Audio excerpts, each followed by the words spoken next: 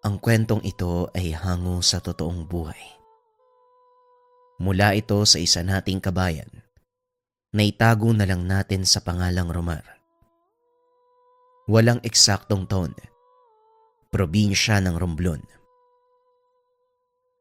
Mukhang sunod-sunod na ho yung pasyente niyong nabibiktima ng barang ah. Ano kaya nangyayari? Wika ni Romar. Napansin mo din pala. 3 araw na ang nakakalipas. Puro biktima ng barang ang nagpapagamot sa akin. Etong huli, dumayo pa sa kabilang probinsya. Hindi ko alam kung anong nangyayari, pero malakas ang kutob ko. Isang baguang mambabarang ang gumagawa nito. Wika ni Mang Cardo.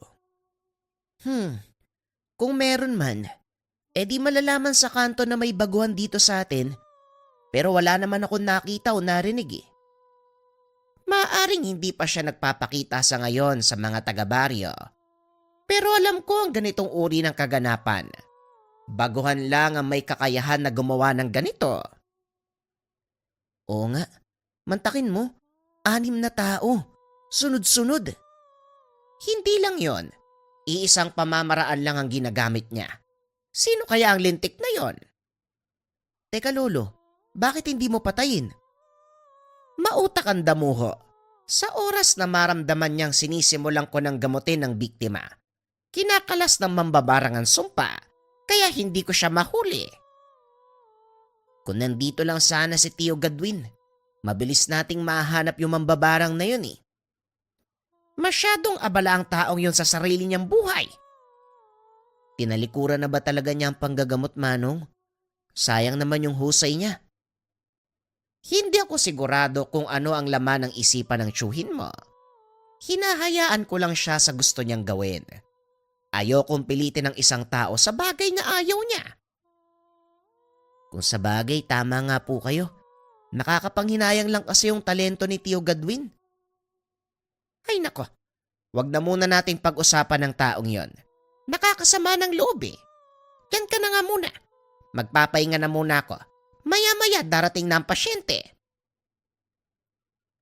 Nang mga panong ito, nakatira si Romar sa kanyang lolong si Mang Cardo, kilalang manggagamot sa lugar, dalubhasa sa panggagamot ng mga napaglaruan ng elemento at barang.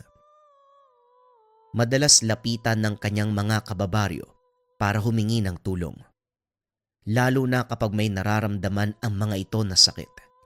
May nag-iisang anak si Mang Cardo na tinuruan niya ng lahat ng nalalaman. Kaso nga lang piniling umalis sa kanilang lugar upang hanapin ang sarili. Ilang taon na rin ang nakakalipas simula nang umalis ito. Hindi na umasa si Mang Cardo na babalik pa. Pero hindi naman nawalan ng pag-asa si Romar. Alam niyang darating ang panahon na muling babalik ang tiyuhin. Romar, ihanda mo na ang sala at maya-maya papasok na ang mga pasyente. Siguradong marami na naman tayong gagamutin. Nalinis ko na po yun, Lolo. Naroon na rin po mga gamit mo. Mabuti naman. Teka sandali lang. Tatapusin ko lang ang pagdarasal. Sasabihan ko na lang po mga tao, Lolo. Maiwan ko na po kayo. Lumabas si Romar upang kausapin ang mga pasyente. Karaniwan sa mga ito ay mga parokyano, pinapabalik ng matanda para malaman ang kinalabasan ng unang panggagamot. Ngunit napansin ni Romar ang isang lalaki na nakasuot ng sirasirang sombrerong dibanig. Noon niya lang nakita ang taong iyon, kaya hindi ito nilubayan ng tingin. Ilang minuto ang nakalipas. Pinatawag na ni Mang Cardo ang unang pasyente. Pinapasok naman ito ni Romar. Ngunit hindi pa rin inaalis ang tingin sa lalaki. Nakakailang pasyente na si Mang Cardo, ngunit naroon pa rin ang lalaki. Ang buong akala ng binata ay nakapila din ito. Kaso nga lang ilang beses na siyang nilampasan ng ibang magpapagamot. Dito na nagpasya si Romar na lapitan ang lalaki. Habang papalapit ang binata, tila nakaramdam ito ng hindi maganda. Tuluyang bumagsak ang katawan ng binata, nawala ng malay. Hindi na alam ng binata ang susunod na nangyari. Nagising na lang ito. Nakahiga na sa mahabang upuan ni Mang Cardo. Ano bang iniisip mo, Romar? Bakit mo kinumpronta ang isang taong may mataas na kakayahan? Tanong ng matanda. Dito na naalala ni Romar ang nangyari. Teka, hindi ko siya kinumpronta, Lo. Papalapit pa lang ako sa taong yun. Bigla na lang dumilim yung paningin ko eh. Pagkatapos nun, hindi ko na alam kung ano nangyari. Walang nakakakilala sa taong yon, kahit sino sa mga naging pasyente natin. Pero alam ko, meron siyang mataas na kaalaman. Ang ginawa niya sa'yo ay isang uri ng tigalpo. Tigalpo? Ano po yun? Isang uri ng kakayahan. Dasal o salitang ibinabato sa pamamagitan ng pag-ihip o simpleng pagbulong sa hangin. Normal na mawalan ka ng malay dahil wala kang suot na depensa. Ilang beses ko nang sinabi sa'yo na huwag mong tatanggalin ang pangontrang ibinigay ko. Nakaligtaan ko po kasing isuot eh. Pasensya na po ah. Pero sino kaya yung taong yun? Walang nakakalam, Umara. Kung maayos na ang pakiramdam mo, magligpit na tayo. Nagsipag-uwian ng mga pasyente. Pinabalik ko na lang bukas. Ang iba, natakot sa nangyari sa'yo. Kung nandito lang sana si Tio Gadwin, wala ka ba ibang bukang bibig kung hindi ang tsuhin mo? Alam mo, Romar, hindi na babalik ang taong yon. Tinalikuran niya ang pagiging manggagamot. Hindi po tayo sigurado, Lolo. Maaaring hinahanap lang ni Tio Gadwin ang sarili niya. Ano pa ba ang kailangan niyang hanapin? Malinaw na ang tadhanang nakalatag sa kanya, pero hindi niya ito makita. Wala nang makakagamot sa taong nagbubulag-bulagan. Hindi na naituloy ni Cardo ang pakikipag-usap dahil alam niya na magagalit lang si Mang Cardo. Ito ang naging reaksyon ng matanda sa tuwing napag-uusapan ang kanyang anak. Kinabukasan muling inabangan ni Romar ang pagdating ng lalaki, kaso nga lang hindi ito nagpakita. Ganon din ang mga sumunod na araw. Sa isip ng dalawa, maaaring napadaan lang ito. Inobserba ng pamamaraan ng panggagamot ni Mang Cardo.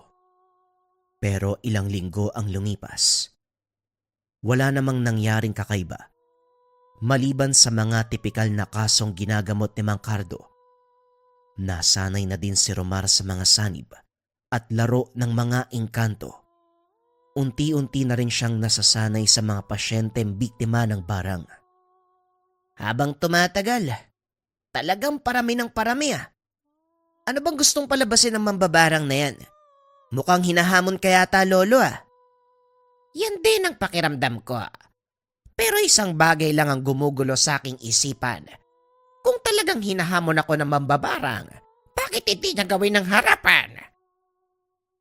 Sa kabila ng murang edad, malawak na ang pag-unawa ni Romar sa mga bagay-bagay, kaya hindi niya tinigilan ang pag-iisip ng mga dahilan kung bakit ginagawa ito ng mambabarang. Nang mga sumunod na araw, napag-utusan ni Mang Cardo ang binata na kumuha ng ilang halamang gamot sa gubat. Kabisado na ni Romar ang daan kung saan ito makukuha ni Mang Cardo. At habang nangunguha ng mga halamang gamot, naramdaman ni Romar ang pag-init ng suot na pangontra. Dali-daling tumayo ang binata at hinawakan ang dalang itak. Magpakita ka. Alam kong nandyan ka. Anong kailangan mo? Maya-maya ay nakarinig ito ng mga kaluskos. Napuputol na ang tuyong sanga. Napakatapang mo naman, pero walang magagawa ang talim ng itak mo sa akin. Bakit ka nandito? Anong kailangan mo? Simple lang. Gusto kong ihatid mo ang mensahe ko sa matandang manggagamot. Biglang nanigas ang katawan ni Romar. Nabitawan nito ang hawak na itak. Pilit iginagalaw ng binata ang mga kamay, ngunit tila may kung anong nakapigil dito. Huwag mo nang pilitin pang gumalaw dahil lalo ka lang masasaktan. Sabihin mo kay Mang Cardo, palabasin niya si Gadwin kung ayaw niyang matikman ng kalupitan ko. Wika ng lalaki habang naglalakad paikot kay Romar. Nagawang igalaw ng binata ang mga kamay. Sinubukang suntukin ng lalaki, kaso nga lang nakaiwas ito. Sino ka ba? Bakit mo kilala si Gadwin? Kilala ako ni Gadwin, at kung gusto niyong matapos na ang lahat ng ito, iparating niyo sa kanya ang hamon ko. Matapos magsalita, kagad siyang naglaho.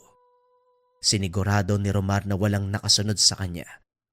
Dali-daling umuwi at sinabi sa matanda ang nangyari. Totoo ba ang sinasabi mo, Romar? Paano niyang nakilala si Gadwin? Yan nga din po ang tanong ko, Lolo. Baka minsan na silang nagkaharap ni Tio Gadwin. Baka kung anong kalokohan ang ginawa ni Gadwin, malilintikan talaga sa akin ang tiyuhin mo. Kaso hindi natin alam kung nasaan siya eh. Wala din akong magagawa dahil wala akong ideya kung saan nagsuot ang damuhong yon. Gusto niyo po ba hanapin ko? Magsasayang ka lang ng oras at pagod, Romara. Mas makakabuti kung paghahandaan na lang natin ang mga susunod na mangyayari. Hindi ho ba kayo natatakot? Baka sa susunod na pag-atake ng mambabarang na yon, mas malala pa ang gawin niya, Lolo. Natatakot din ako at inaasahan ko na ang mga mangyayari. Kaya nga kailangan nating maging alisto. Sa kabila ng pagbabawal ni Mang Cardo, nagpa siya si Romar na hanapin ang tiyuhin.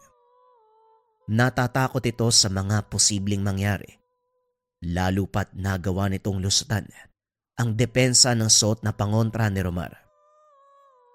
Hindi nawala sa isip ng binata ang itsura ng lalaki.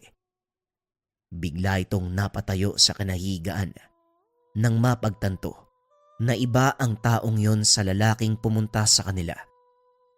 Dali-dali itong lumabas ng silid. Saktong nasa sala pala si Mang Cardo.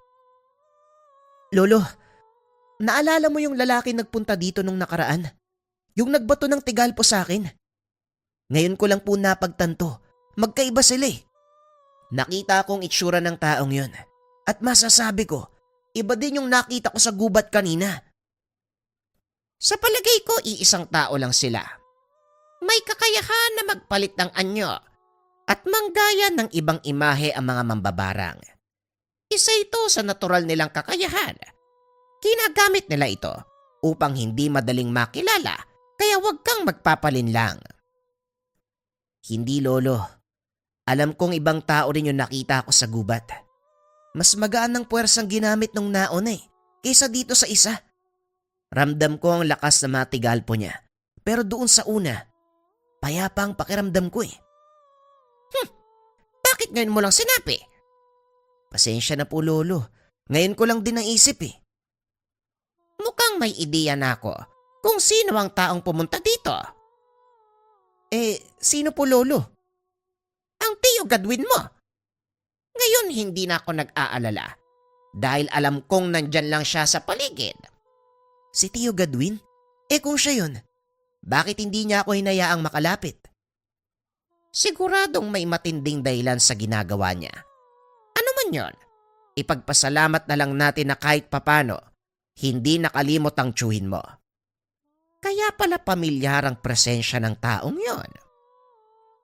Kung ganun, nararamdaman mo siya, Lolo? Oo, pero hindi ko nagaanong binigyan ng pansin.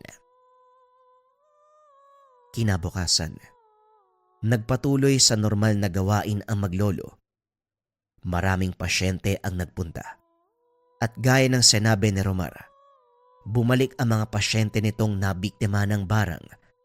At sa pagkakataong iyon, mas malala ang ginawa ng kalaban. Lolo, mukhang nagkatotoo yung sinabi ng tao ah. Hindi ako nababahala, Romar. Alam ko ang gagawin, kaya huwag kang matakot. Malaki naman ang tiwala ko sa iyo, Lolo. Alam ko makakayanan mo ang hamon ng taong yun. At isa pa, nandyan naman si Tio Gadwin. Hindi niya tayo papabayaan. Magtiwala ka lang sa tiyuhin mo. Ngayon alam ko na kung bakit hindi siya nagpakita sa loob ng maraming taon. Nagpapalakas ang taong yon at nag-aral pa ng ibang kalaman.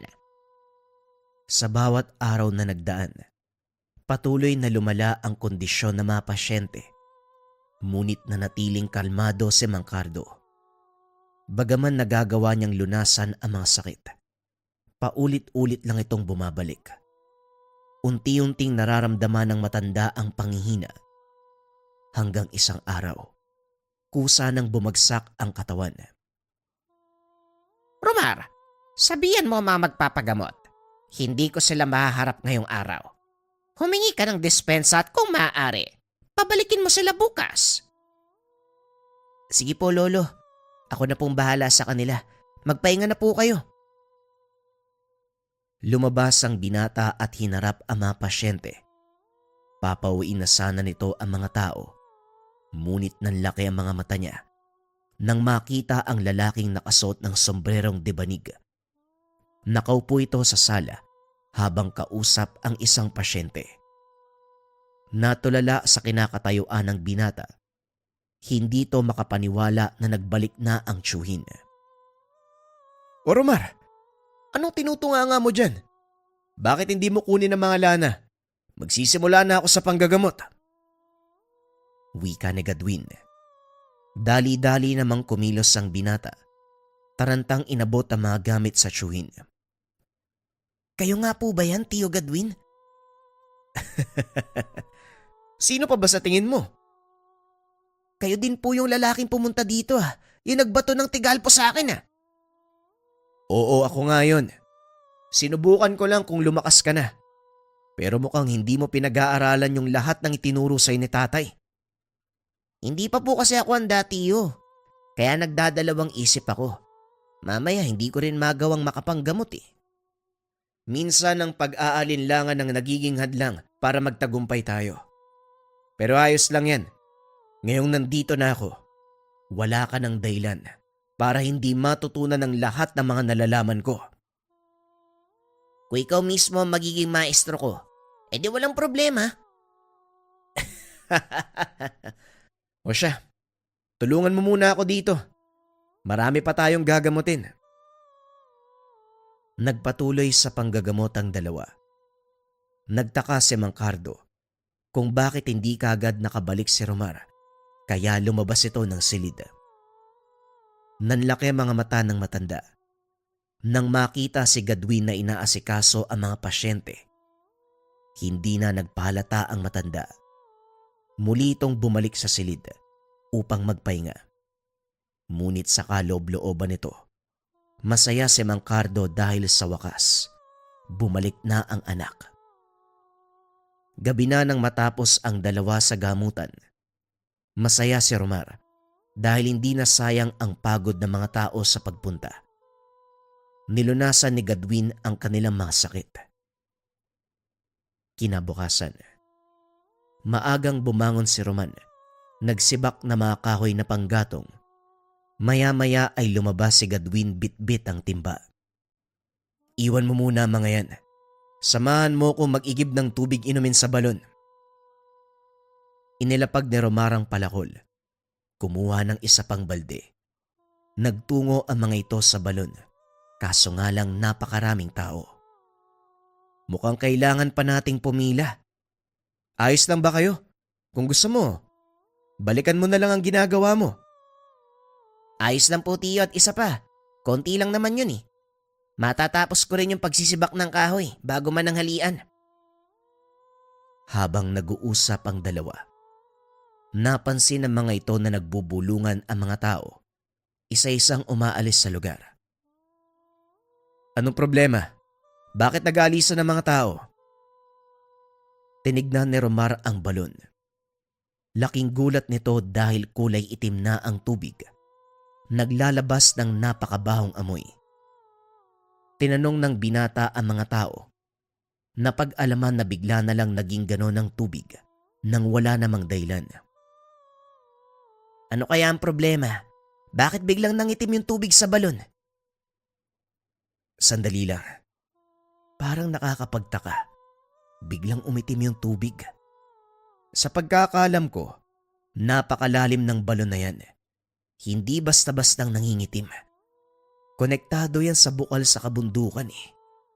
Maliban na lang kung Sinadyang lasunin ng tubig. Mukhang alam ko na kung sino may gawa nito. kailangan nating kausapin si tatay. Pero teka, alam niya ba na bumalik na ako? Hindi pa siya lumalabas ng silid ah. Yan din ang inaalala ko eh. Masama ang pakiramdam ni Lolo kagabi. Kaya nga hindi siya lumabas ng silid para manggamot eh. Kaninang umaga, hindi rin siya bumangon para magkape. Ang mabuti pa, umuwi na muna tayo. Dali-daling umuwi ang dalawa. Tinignan sa kwarto ang matanda. Hindi pa ito bumabangon. Tay, kumusta po ang pakiramdam nyo? Pasensya na po ha, kung ngayon lang nakauwi. Hindi na mahalaga ang bagay na yon, Gadwin. Ang importante nandito ka. Nahaharap tayo sa isang malaking hamon. Isang mambabarang ang nagdudulot ng sakit sa baryo natin. Kilala ka ng taong yon. May ideya ka ba kung sino siya? O tay, kilala ko ang taong yon. Si Nonong. Minsan ko na siyang nahuli nang barangin niyang isa sa mga naging pasyente ko. Ang pagkakamali ko lang, binuhay ko pa siya. Siguradong naparito siya para magiganti. Masyado nang maraming pinahirapan ng taong yon. Sa palagay ko, oras na para tapusin mo ang sinimulang laban. Yun din ang dahilan tay kung bakit ako lumantad. Ang totoo niyan, hindi naman talaga ako lumayo eh. Nasa paligid lang ako, nagpapalakas at nag-iipon ng mga bagong kalaman. Alam ko, pero aaminin ko din. Inakala kong nawala na sa loob mo ang panggagamot. Hindi maaaring mangyari yun tay. Ito ang buhay na nakagisnan ko at hindi maaaring talikuran ang katungkulang sinumpaan natin sa Diyos Ama. Ako lang pala ang nag-iisip ng masama. Pasensya ka na anak, dahil napakahina ko na ngayon, hindi na kagaya ng dati. Hindi ka uminatay. Nagkataon lang na sunod-sunod ang ataking ginawa ng mga kalaban. Pero wag kang mag-alala. Ngayong nakabalik na ako, magkasama na tayong lalaban. Gusto ko rin pong tumulong, Tiyo. Kaso, hindi pa ako ganun kabiyasa sa gamutan eh. Kakailanganin ko ang tulong mo, Romar. Ang simpleng bagay na ginagawa mo, malaking tulong na yon para sa amin. Halika na, tulungan mo muna akong gamutin si tatay. Matapos ang pag-uusap, hinanda ni Romar ang gagamitin ng tiyuhin. Sinimulan ni Gadwin ang panggagamot sama. At nang matapos ito, parang walang nangyari. Muling nanumbalik ang lakas ni Mang Cardo. At sa pagkakataong iyon, magkasabay nilang hinarap ang mga magpapagamot. Paano yan, Tiyo? Siguradong nakarating na kay Nonong na nandito ka. Ayos lang na malaman niya na nandito ako. May binabalak ako eh. At dito ko kakailanganin ng tulong mo. Anong gagawin ko? Simple lang. Magpapanggap ako na ikaw. Nag-usal ng dasal si Gadwin at inihip sa hangin. Nanlaki mga mata ni Romar dahil nang tignan nito ang tiyuhin. Parang nakatitig siya sa salamin. Paano mong nagayang itsura ko, Tiyo? Isa ito sa mga kakayahang natutunan ko nung umalis ako. Isa itong uri ng sabulag. Nagagawa kong linlangin ang paningin ng sinuman. Parehong may kakayahan at wala. Hindi nila malalaman ang totoo kong pagkatao. Dati pati ang aura ko, natatago ng sabulag na ito. Saan naman po nang galing ang kakayahan na yan? Dahil sa mutyang ito. Inilabas ni Gadwin ang suot na kwintas. Isa itong itim na bato na may mga butas. Mabigat na parang yari sa bakal. Ano naman po yung batong yan, Tiyo? Hindi ordinaryong bato ang hawak ko, Romar. Ito ay mutya ng bulalakaw. May kakayang itago ang totoong katauhan ng may tangan sa tamang paggamit at pagbasa ng mga orasyon. Kaya din itong magtanggal ng kakayahan ng kahit sinong may tangan. Kahit pa mambabarang, Tiyo? Oo, Romar. Kahit ang pinakamalakas na mambabarang, kayang tanggalin ng kakayahan. Ito ang sekretong hindi pa nalalaman ni Nonong. Ngayon, anong gagawin ko? Magtago ka. Hayaan mo nga akong tumulong kay tatay mamaya. Antayin mo ang hudyat ko. At sa oras na magpakita si Nonong, doon ka lumabas. Kinagabihan, nang mailahad ni Gadwin ang plano sa pamangkin, tinuloy nito ang panggagamot. Maging si Mang Cardo ay hindi nakilala ang binata. Inakala nito, si Romar pa rin ang katuwang sa panggagamot. Romar, nasaan ang tiyuhin mo? Akala ko ba tutulungan niya tayo dito? Ako po, Tay. Huwag ka lang magpapalata. Nagulat si Mang Cardo nang marinig ang boses ng anak. Aba, anong kalukuhan ang ginagawa mo, Gadwin? Ano bang balak mo? Basta, Tay, walang dapat makaalam na ako ito. Malakas ang suspetsya ko na mauhuli natin ngayon si Nonong. Pag-uusap ng mag-ama. Maya-maya ay isa sa mga pasyente ni Mang Cardo ang dumating. Ang isang ito ay biktima ng mambabarang. Humanda ka na. Susubukan ko siyang hulihin. Hindi na kailangan, Tay. Kailangan mo lang malaman kung saan siya nagtatago. Nang sa ganon ako mismo ang pumunta sa kanya. Paano kung gagawin yon? Bago ko pa malaman, kagad na siyang kumakalas. Ilang beses ko nang sinubukan ang bagay na yon, pero hindi ko talaga magawang huliin ng mambabarang. Pinakiusapan ng matanda ang mga tao na kailangan niyang unahin ng nabarang dahil nag-aagaw buhay na ito. Pumayag naman ang mga tao. Sinimula ng dalawa ang panggagamot. At sa tulong ng mga bagong kaalaman ni Gadwin, nagawa niyang pasanibin ang mambabarang. Sa palagay ko, nasa katawan ng pasyente mo mambabarang. Huwag ka magpapala, tatay. Hindi niya alam na nandito ko. Anong ginawa mo? Pati ang boses mo nagpako. Paano mo siyang naigapos sa katawan ng pasyente? Sa susunod ko na ipapaliwanag, tay. Sa ngayon, subukan mo magtanong. Sikapin mo magtagal ang pag-uusap. Hanggang 5 minuto lang ang kaya kong itagal, Gadwin. Masyado nang mahaba ang 5 minuto, Tay. Kaya kong matunto ng kinaroroonan niya sa loob lang ng 3 minuto. Sinimulang kausapin ng matanda ang mambabarang na nakasabit sa katawan ng pasyente. Kaso nga lang hindi ito nagsasalita. Alam ng matanda na nakasapi na ito dahil iba ang kilos ng kanyang ginagamot. Patuloy na nagsasalita ang matanda, nagtatanong ng kung ano-ano, hanggang sa tuluyang matukoy ng binata ang kinaroroonan. Mukhang walang pag-asang sumagot ang mambabarang na ito, anak. Anong susunod mong gagawin? Ako nang bahala, tay. Asikasuin mong pasyente. Halika na, Romar. May tutugisin tayong mambabarang. Hindi na nagtanong pa. Bagaman nag-aalala kay Romar, sinigurado ng binatang pangangalagaan ang pamangkin. Pinuntahan ng dalawa ang pinagtataguan ni Nonong. Nakita nila itong nakatayo sa labas ng bahay. Pawis na pawis. Nang mga sandaling ito, 2 Romar ang nakikita ng mambabarang. Anong ginagawa mo dito, bata? Huwag mong sabihin na ikaw ang nakasagupa ko kanina. Ako nga. Bakit hindi ka naniniwala? Imposible. Alam kong wala kang kakayahan. Ni hindi mo nga nagawang protekta ng iyong sarili nung una tayong magkita. Pasensya ka na. Hindi kasi ako nakapaganda ng mga oras na yun eh. At isa pa, bakit ko naman ipapaalam sa'yo ang kakayahan ko? Nang mga sandaling iyon, si Romar ang kausap ni Nonong. Nakatayo lang si Gadwin sa tabi ng pamangkin. Napansin ni Nonong ang isa pang Romar.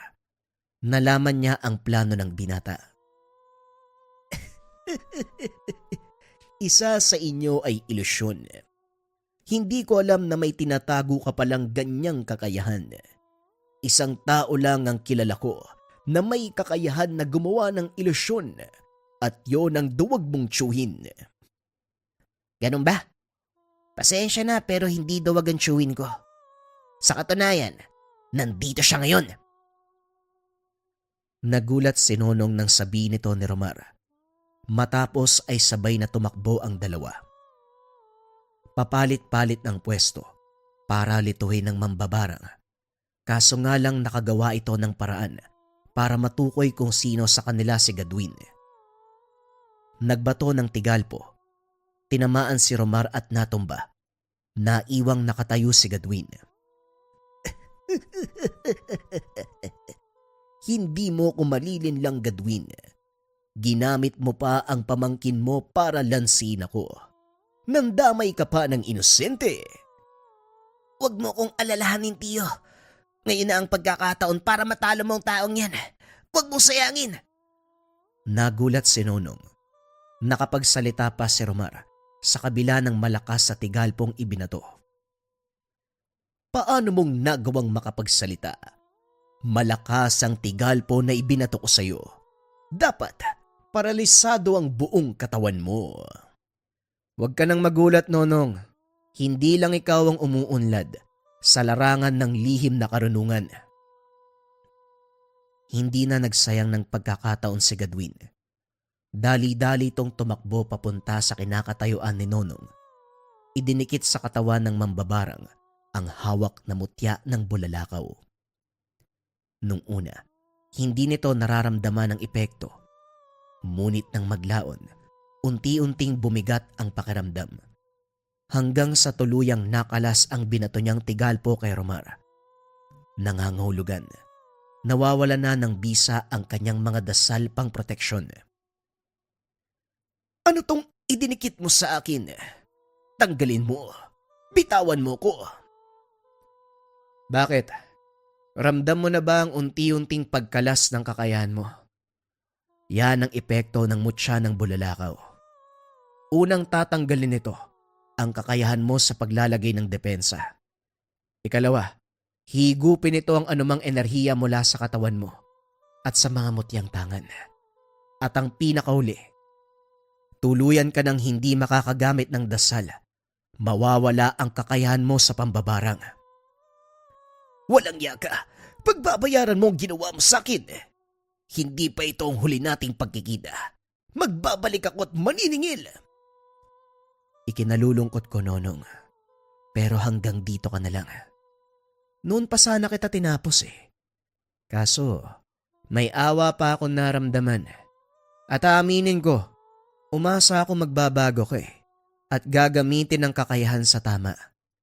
Pero nagkamali ako. Nabulag ka sa kapangyarihan at salapi. Ito ang kabayaran sa lahat ng ginawa mong pagkakasala. Hawak pa rin ni Gadwin ang mutya habang nakadikit sa katawan ni Nonong. Unti-unting tumanda at tila natuyo ang balat ng mambabarang hanggang sa tuluyang naging abo. Dito naglakas ang labang nagsimula. Maraming taon na ang nakakaraan. Tuluyang gumaling ang mga tinaniman nito ng sakit. Ngayong wala na si Nonong, siguradong hindi na babalik yung sakit ng mga pasyente, tiyo. Huwag ka magpapakasiguro, Romar. Maraming gaya niya sa paligid na maaaring magasik ng lagim anumang oras. Kaya handa mo ang sarili mo dahil magsisimula na ang totoo mong pagsasanay. Pag-uusap ng dalawa. Tinuruan ni Gadwin ang pamangkin sa larangan ng panggagamot. Kalaunan nagawa nitong matutunan ang lahat ng karunungan taglay ng kanilang angkan. Si Romar ang humalili sa kanyang lolo Cardo. Samantalang si Gadwin, patuloy lang na inaalalayan ang binata sa kanyang magawain. Sa kasalukuyan, patuloy pa rin nanggagamot si Romar. Bagaman wala na ang lolo at Shuin, taglay nito ang mga karunungang namana. Ang isang uri ng mutya na humihigop ng lakas ng lihim na karunungan. Bagong istorya pa rin ang kasunod, mga kabayan. Simulan na ang kwento. Ang kwentong ito ay hango sa totoong buhay. Mula ito sa isa nating kabayan na itago na lang natin sa pangalang Gino. Walang eksaktong taon, probinsya ng Masbate. Paminsan kung sino pa ang inakala nating masama, siya pa ang may mabuting kalooban. Ito ang kasabihan na napatunayan ng ating tampok na karakter. Isinilang sa pamilyang Kristiyano itong si Gino. Pastor ang ama, at ang ina ay naglilingkod din sa kanilang simbahan bilang guro. Nagtuturo ito ng katekismo sa mga batang miyembro. Ibinibigay ang aral ng salita ng Diyos. Nang mga panong ito 18 taong gulang na si Gino, nag-aaral sa kolehiyo sa kursong theology. Balak nitong sundan ang yapak ng ama, maging isang pastor. Bilang batang lumaki sa pangaral at alituntunin ng Biblia, hindi lingid kay Gino ang tungkol sa mga masasamang elemento. Ngunit ang tanging pinagkaiba, anghel at demonyo lang ang kanilang pinaniniwalaan. Namulat si Gino sa paniniwalang hindi totoo ang mga aswang at engkanto. Kaso nga lang nabago ang lahat ng ito nang minsan silang dumayo sama sa isang liblib na sityo sa kanilang bayan. Ginagawa ito ni Pastor Henry para magpalaganap ng salita ng Diyos at dalhin ng mga tao palapit sa kanya. Kaso nga lang hindi naging maganda ang karanasan ng mag-ama sa sityong iyon. Kung ano ang nangyari, malalaman sa pagpapatuloy ng kwento. Nandito na tayo sa sityo. Pakidala ng bag ko. Pagbaba mo ng sasakyan, anak. Wika ni Mang Henry. Habang bumababa ng sasakyan, nakarating na sila sa isang malayong sityo na sakop ng kanilang bayan. Medyo masukal na ang daan sa paligid at kung titignan, iilan lamang ang mga bahay. Paanan na ito ng kabundukan kaya wala gaanong nakatira dahil hindi naabot ng elektrisidad ang lugar. Parang ang layo sa kabias na nitong napili mong lugar, tay. May mga tao pa kaya dito? May nakita ako mga bahay, Gino. Kaya huwag kang mawala ng pag-asa. Ang sabi nga ng mga pastol, kahit 1 o 2 tao lang ang makikinig sa'yo, huwag kang magdadalawang isip na ipalaganap ang salita ng Diyos. Opo, tay, alam ko naman yun. Kasong inaalala ko, napakalayo nito sa bayan. Baka abutin pa tayo ng ulan. Magtiwala ka lang. Panginoon ang magbibigay ng lahat ng ating mga kailangan. Halika na, magsimula na tayo magbaybay. Pag-uusap ng mag-ama. Naglakad ang mga ito papunta sa unang bahay. Sinalubong naman sila ng mga tao. Nangaral si Pastor Henry. Pagkatapos ay lumipat ito sa ibang bahay. Kaso nga lang sa pagkakataong iyon, hindi sila pinatuloy ng nakatira. May mga tao palang ayaw makinig ng salita ng Diyos, tay? Hindi lahat ng tao makukuha natin ang kalooban. Minsan panapanahon lang yan eh. Siguro hindi pa oras para marinig nilang magandang balita. Hindi pa sila tinatawag ng Panginoon. Pero darating ang oras, sila mismo maghahanap ng karian ng Diyos. Wika ni Mang Henry. Habang nag-uusap ang mag-ama, may lumapit na matandang babae. Mukhang uulan na. Bakit hindi mo na kayo tumuloy sa aking tahanan? Ay naku, oo nga po. Maraming salamat, nanay ha. Pero tutuloy na lang po kami siguro sa pagbaba ng bayan. Hindi na kayo makakadaan sa kalsada. Maya-maya lang, balot na ng putik ang daan. Tignan nyo, umuulan na sa taas ng bundok. Nakita ni Pastor Henry ang makapal na ulap sa kabundukan. Tila alam niyang malakas na ang ulan doon. Mukhang hindi na tayo makakabalik ng bayan ha. Sige po, nay, tara na. Saan po ba bandang bahay nyo? Malapit lang naman dito. Tara, bago pa tuluyang bumuhos ang malakas na ulan. Sige po, nanay. Gino, sumama ka na. Ayusin ko lang yung pagpaparada ng sasakyan. Matapos maayos ang sasakyan, sumunod na din si Pastor Henry sa matanda. Nakita nito ang tahanan at namangha dahil punong-puno ng mga namumulaklak na halaman ng paligid. Isang binata ang nag-abot ng maiinom sa dalawa. Magandang hapon po sa inyo. Eto, maiinom. Sandali lang po ah.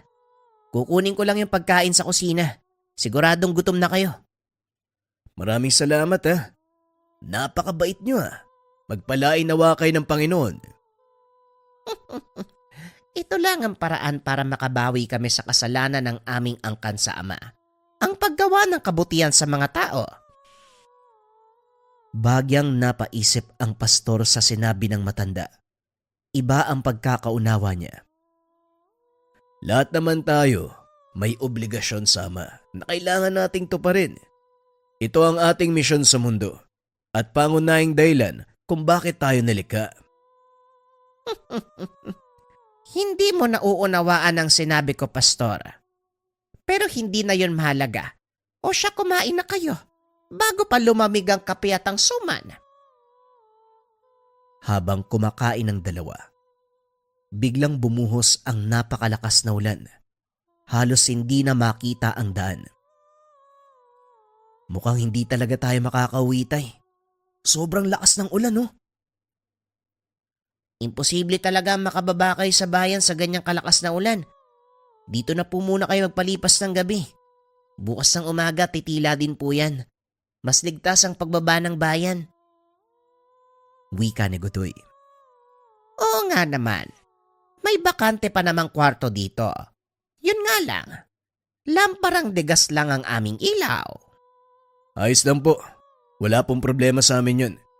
Sanay po kami sa ganitong buhay, Lola. Melchora ang pangalan ko.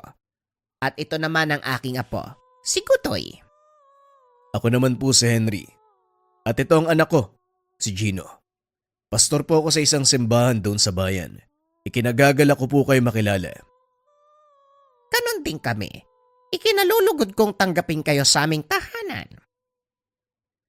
Buong gabing nag-usap ang mga ito sa sala hanggang sa dalawin ng antok ang matanda.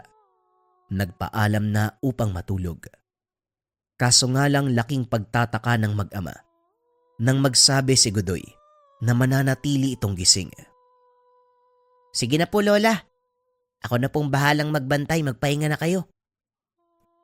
Pumasok ang matanda sa silid habang naiwan naman si Godoy. Sinarado ang pintuan at bintana. Bakit kailangan magbantay? At saka sinong dapat bantayan? Kayo ho. Kayo yung dayo sa lugar eh. Siguradong marami ang dadayo para bisitahin kayo. Bakit kami kailangan bantayan? Kung dadalaw sila at mabuti naman ang intensyon, hayaan natin. Hindi niyo po naiintindihan, Pastor. Sila ay mga nilalang sa paligid na balak kayong gawing hapunan. Hindi lahat ng nakatira sa baryong to, tao. Teka, anong ibig mong sabihin, Godoy? Anong hindi tao? Ewan ko kung maniniwala kayo sa mga sasabihin ko Pero may mga aswang na nakatira dito eh. Kabilang kami ni Lola Melchora sa mga yon. Magtatanong pa sana si Gino nang biglang may kumatok sa pintuan. Tatayo sana si Godoy para pagbuksan nang biglang lumabas ng silid si Aling Melchora. Sandali lang, Godoy. Hayaan mong ako ang magbukas ng pinto. Naglakad ang matanda papunta sa pintuan. Bagya itong binuksan. Magandang gabi, Aling Melchora. Balita ko may mga panauhin kayo. Mula yan sa bayan, hindi ba? Maaari ba namin silang makita? Wika ng lalaki sabay labas ng bahay. Nilingon ng matanda sina Pastor Henry. Sinenyasan na huwag mag-iingay. Pasensya na, Ador. Pero tulog na ang aming panauhin. Nagpapahinga sila dahil pagod sa mahabang araw ng pangangaral.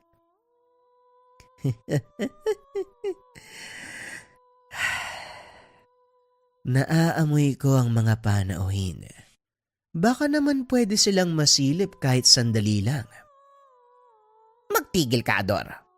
Baka nakakalimutan mong nasa pamamahay kita. Batas ko ang masusunod dito.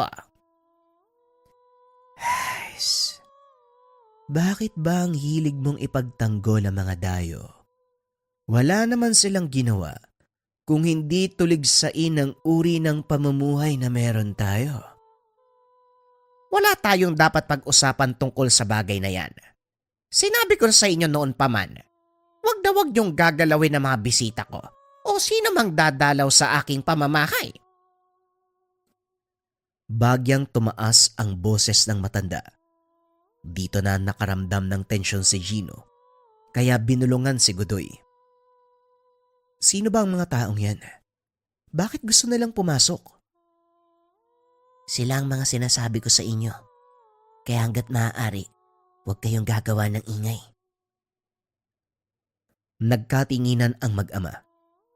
Sa pagkakataong ito maging si Pastor Henry, unti-unti nang nakakaramdam ng takot. Ramdam ni Gino na may kung anong gumagalaw sa bubong, kaya muli itong nagsabi kay Godoy. Parang may tao sa bubong ah. Anong ginagawa nila? Bakit sobrang porsigido nilang makapasok? Gaya ng sinabi ko sa'yo kanina, balak nila kayong gawing hapunan. Halika na, Gino. Pumasok tayo sa silid ni Lola Melchora.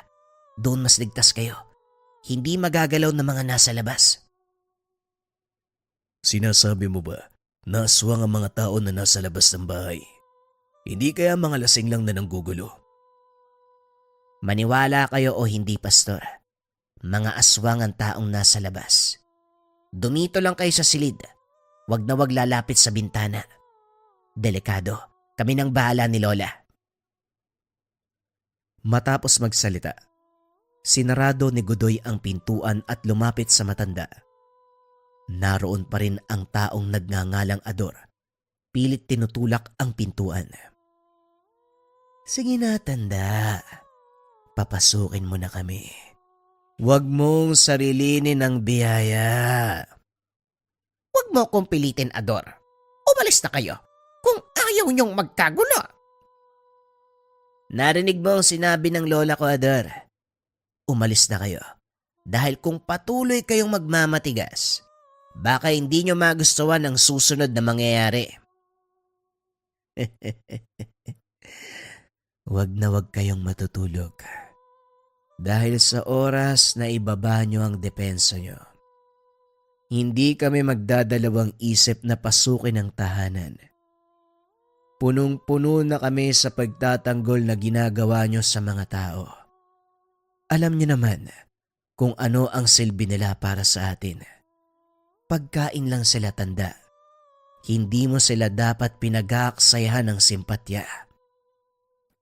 Kung ang turing nyo sa mga tao ay pagkain, ibahin nyo kami. Matagal ko nang winaksi ang pagkain ng laman ng tao dahil lalong nadadagdagan ang kasalanan natin sa Ama. Hindi ko hahayaan na ang henerasyon na nagmula sa akin sasapitin ang dinanas ng aming mga ninuno. Sapat ng kaparusahan ang sumpa sa katauhan namin.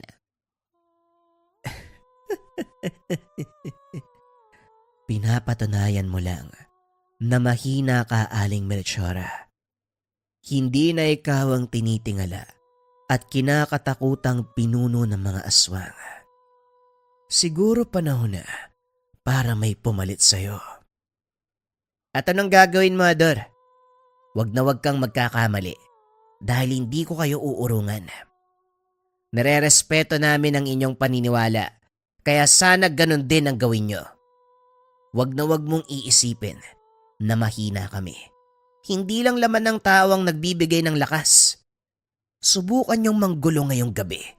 Matitikman niyo ang bangis ko. Masyado kang mayabang, Godoy. Wag na wag kayong matutulog. Sisiguraduhin ko na hindi kayo magigising. Dinig ni Gino ang pinag-uusapan, maging si Pastor Henry. Hindi makapaniwala Napadpad sila sa isang baryong pinamumugaran ng mga aswang. Hindi ko inaakala na mararanasan natin to, Gino. Panginoon, patnubayan niyo kami. Huwag niyo po sanang hayaang mapahama kami ng anak ko sa kamay ng mga nilalang na ito. Wika ni Pastor Henry. Maya-maya ay pumasok si Godoy sa silid.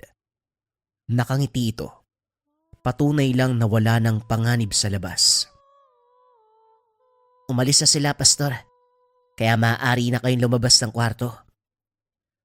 Maraming salamat sa Diyos. Pero kumusta ang Lola Melchora mo? Maayos po siya, Pastor. Wala pong makakapanakit kay Lola dito. Ginagalang po siya ng lahat ng mga aswang eh. Maliban na lang kay Ador. Talagang napakasama ng ugali ng isang yun. Pasensya na kayo kung humantong sa ganito ang inyong pagbisita.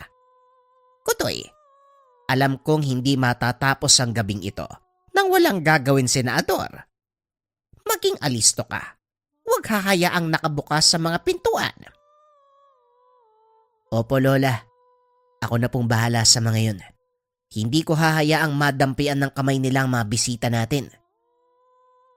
Inakala ng pastor na hindi na babalik ang mga aswang dahil tahimik na ang buong paligid.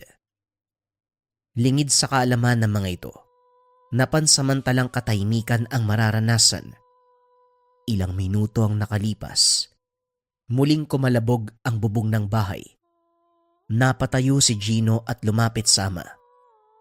Talagang hindi titigil ang mga lintik na to ah. Lola, payagan niyo po akong harapin sila. Kung hindi niyo yun gagawin, siguradong hindi sila titigil. Kung sa bagay tama ka, Godoy. Pero mag-iingat ka dahil tuso si Ador. Kahit pangkaraniwang aswang lang siya, may kalakasan pa din. Alam ko, Lola, pero hindi uubra sa akin ang lakas na yon.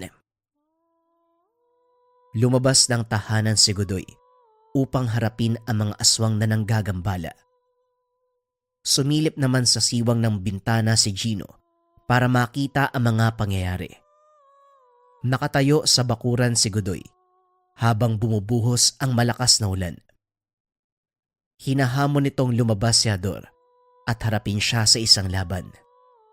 Kaso nga lang walang nagpakita. Alam ng binata na nasa paligid lang ang mga kalaban, kaya hindi to nagpakampante.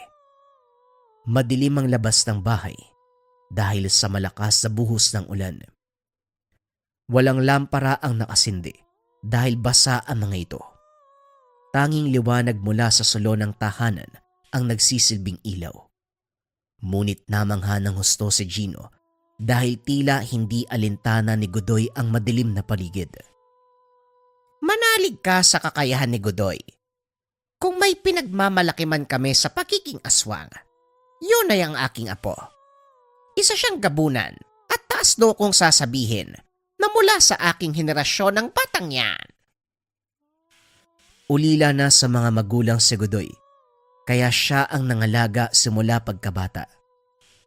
Alam ng matanda, may magandang kinabukasang nag-aantay sa apo, kaya naman walang pagdadalawang isip itong kinupkop. Maya-maya, nakarinig ng kalabog si Godoy.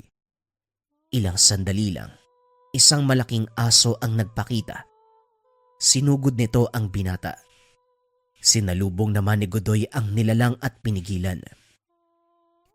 Habang nakikipaglaban sa malaking aso, isa pang nilalang ang lumapag mula sa bubong. Sa pagkakataong iyon, figura ng tao ang nakita ni Gino. Sinugod nito si Godoy. Kinalmot sa likuran. Hinawakan ng maigpit ang kalabang aso at buong lakas na hinampas sa isa pang kasama. Kailang bang dalawa ang haharap sa akin? Sayang ang oras ko sa inyo. Wika ni Godoy habang hinihimas ang natamong pinsala. Nanlaki ang mga mata ng Ginoo dahil kitang-kita nito ang paghilom ng sugat ng binatang aswang. Nakakatakot ang anyo ni Godoy ng mga oras na yun. Bagaman nasa anyong tao, nagliliwanag ang pulang mga mata na animoy baga na nagmumula sa sinindihang uling. Muling sumugod ang dalawang nilalang.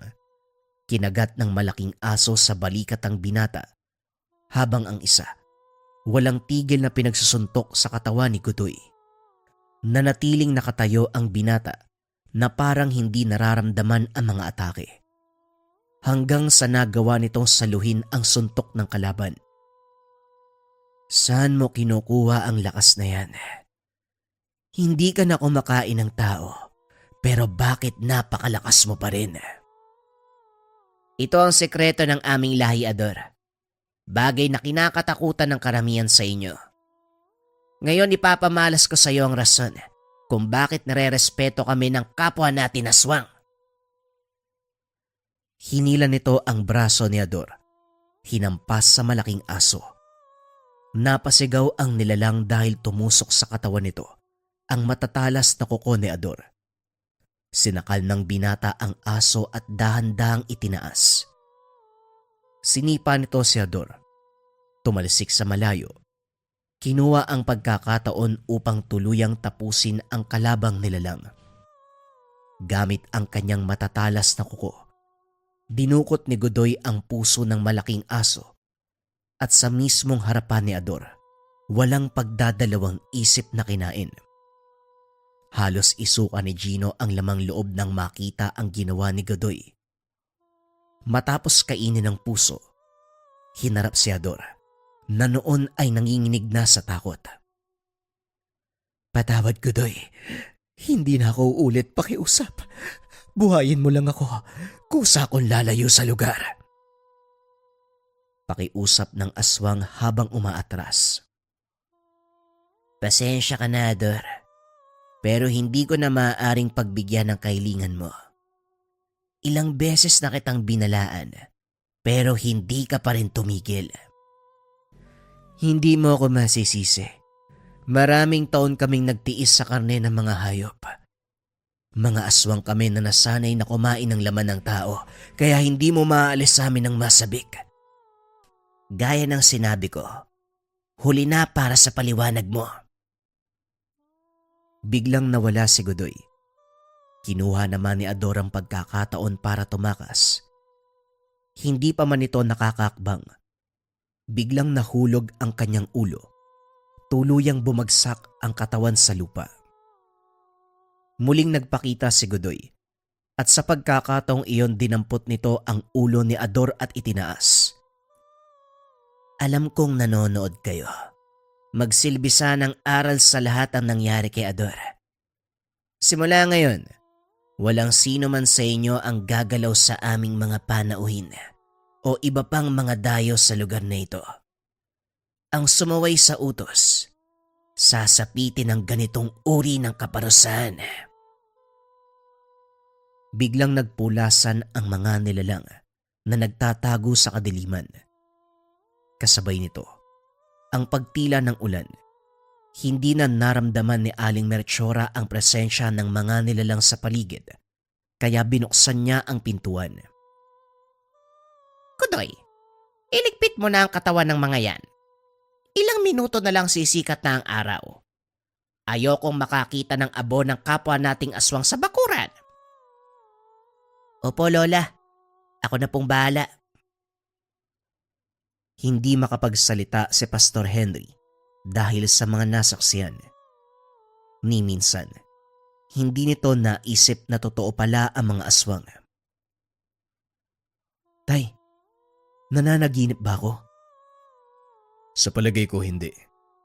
Nakita ko ang mga nakita mo. Imposibleng magkasabay tayong nananaginip.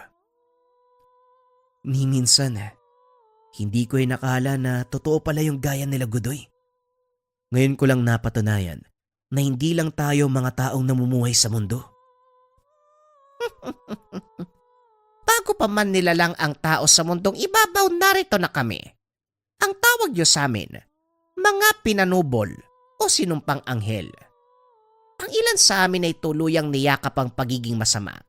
Ngunit may ilan din na pilit na gumagawa ng kabutihan upang ikarangal ng amang may likha. At sa pag-asang muli kaming tatanggapin sa kaharian kung sakaling kami ay pumanaw. Ipagdadasal ko po sama na tanggapin kayo sa langit. Ngunit kailangan ko rin ng tulong nyo. Ipagpatuloy nyo ang paggawa ng mabuti at pagsunod sa kanyang kalooban. Dahil ang pagpapatawad ng ating Ama ay walang hangganan. Tamang anak ko, Aling Melchora. Nagpapasalamat kami. Dito kami napunta sa lugar nyo. Lalong nabuksan ang aking isip tungkol sa mga bagay-bagay. Aminin ko, tumanda na ako ng ganito, pero kulang pa rin ang mga nalalaman ko. Ilang minutong nakalipas. Sumikat na ang araw. Nagpaalam na ang mag-ama na babalik sa bayan. Nadiskubre nila, hindi totoo ang sinabi ni Aling Melchora na natabunan ng putik ang daan. Ginawa niya lang ito upang mapanatiling ligtas ang mag-ama. Dahil alam niya, susunod sila Ador. Sa pagdaan ng mga araw, paulit-ulit na bumabalik si Gino sa lugar. Naging matalik na kaibigan si Godoy. Kalaunan nakapagtapos ng pag-aaral ang binata, inordinahan bilang pastor. Pinag-aralan nito ng husto ang tungkol sa pinagmulan nila Godoy. Napag-alamang totoo ang sinabi ni Aling Melchora. Bago pa man magsimula ang buhay sa mundo, naunang manirahan ang mga elemento gaya ng engkanto, aswang at mga duwende. Sila ang pinakaunang tagapangalaga na nilikha ng Ama at nang dumating ang mga tao, pinaubayan nila ito. Nagtago sa kalikasan, gumawa ng sariling mundo na hindi nakikita ng mga tao. Bagaman may ilang nabigyan ng kakayahang makapasok at masilayan ang mundo, minabuti nilang wag isa publiko ang mga nalaman para mapangalagaan ang balanse. Isang mahalagang aral ang natuklasan ni Gino sa lugar na yon. Kailanman hindi niya makakalimutan ang karanasan. Sa paglipas ng mga taon, kinakailangan ng binatang umalis sa bayan dahil napili nitong magtayo ng simbahan sa ibang bahagi ng probinsya. Ganun pa man, kahit malayo na sa mga kinikilalang kaibigan, hindi pa rin malilimutan ni Pastor Gino ang kanyang mga karanasan. Lalong-lalo na nang makilala ang mga tinaguriang pinanubol, mga sinumpaang anghel, ang mga aswang.